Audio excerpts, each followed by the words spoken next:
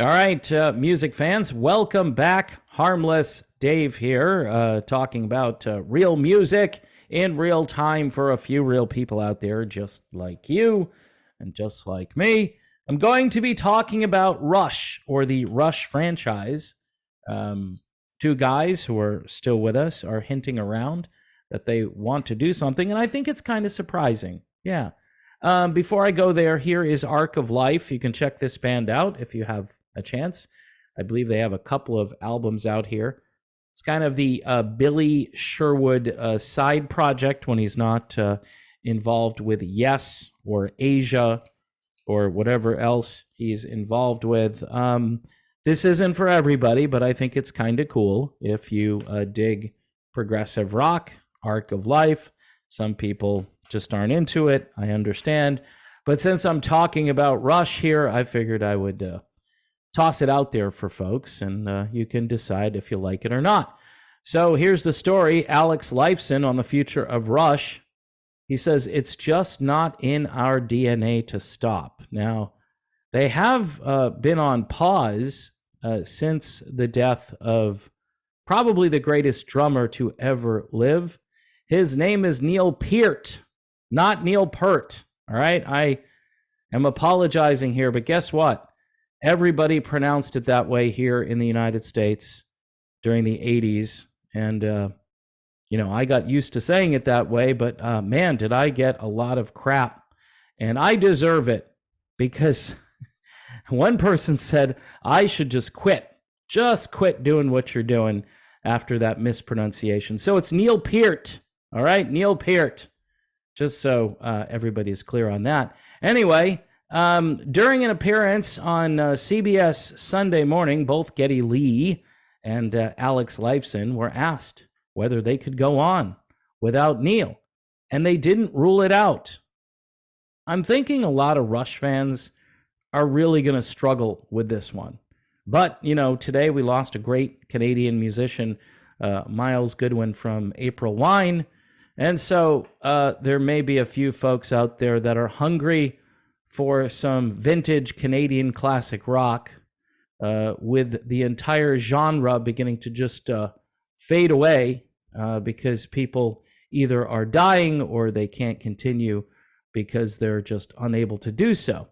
Lifeson said it's difficult to figure out what that chapter is without him, meaning Neil Peart. Lee added that he and Lifeson have discussed hiring a drummer to go out on tour with them, noting it's not impossible, but at this point, I can't guarantee it. So they're floating some trial balloons out there for sure. That's what this is.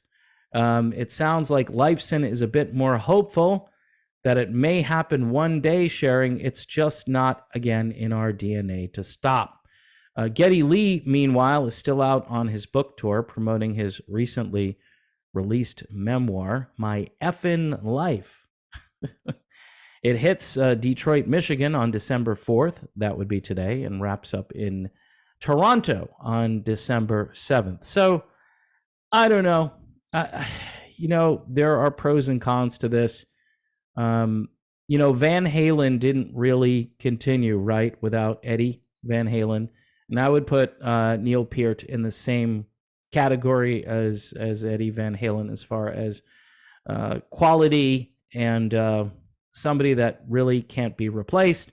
I know Sammy and his crew are going out with Joe Satriani, and they're going to try the best they can, but they're not calling it Van Halen, which is probably the right thing to do. In this case, I'm thinking they may call this Rush. From every indication, they're not calling it something else. They're not calling it L squared, which I think would be cool, like Lifeson Lee, something like that, Lee Lifeson. The brand, I tell you what, the brand in this business is worth so much. And believe it or not, there are a few people out there who don't care about who's in the band. If they sound like Rush, if Geddy can still sing, and I've received a few emails about how maybe he's not quite up to where he used to be vocally. And of course, his singing parts are extremely difficult. So you have to consider that before you even try to reboot the franchise. And I wish these guys well. All of them are quality musicians, all three gentlemen, one of which is no longer here. And I'm thinking, this is a power trio, which makes it even more difficult to replace one of the members. He had such a unique style. His time signatures were just insane. And who's really going to do this? Which drummer wants to audition for this, right? I mean, come on, man. This is going to be difficult. Holy crap, Batman. How do you replace Neil Peart in Rush? It's just ridiculous. I think it's harder. I know this is going to be controversial.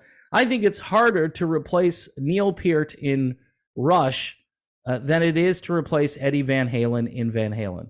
And I mean that. I mean, Joe Satriani, he's like an understudy. He's going to work magic when he goes out there. I've seen Joe with Chickenfoot, and he is up to the task. Maybe there's a drummer out there who's also up to the task. I'm kind of skeptical. Let me just put it out there. I mean, this was such a quality music franchise that bringing someone in is very risky. Do the fans want to see it? Maybe. I mean, again, Canada kind of in mourning today after Miles Goodwin, so we shall see. Before I leave you all, don't forget about Arc of Life. I'm just throwing this out there. If you like progressive rock, this is very progressive. Bands like Yes, obviously, and a few others. But kind of unique, sort of out on its own musically, Arc of Life. People who don't like Billy Sherwood, you probably aren't going to like Arc of Life, because it's definitely like a Billy album for sure. And for some reason, he's a guy that generates all kinds of controversy because, again, Chris Squire, who do you replace Chris Squire with? It's another guy. It's like, could have had a V8, Chris Squire, Neil Peart, Eddie Van Halen. These guys are just so iconic, and it's so sad that this genre is fading away. I never thought when I started doing this that I would be around long enough doing this to document sort of the demise of classic rock. But this is what's happening, and it's just not good. Like I've said before, folks, not to get on the soapbox again, but it would have been nice if we could have kept the genre going and we had reinforcements arrive, say, I don't know, 1995 or so, but that never happened because, again, the music world went in a different direction, and it hasn't come back. Again, a good friend of mine said, Dave, it's cyclical. We're in a cycle. I'm like, this is the longest cycle we've ever been in, right? This isn't a generational thing. This is a music taste, quality of music, genre thing, all right? And apparently nobody cares whether or not rock and roll survives. I kind of do. I mean, I can talk about the good old days.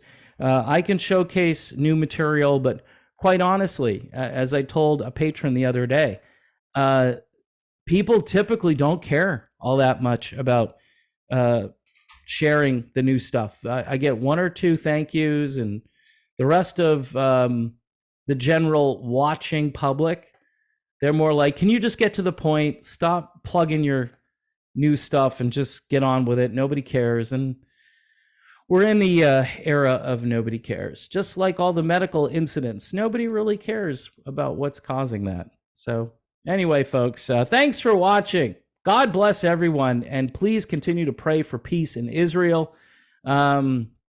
People obviously have taken sides in this situation.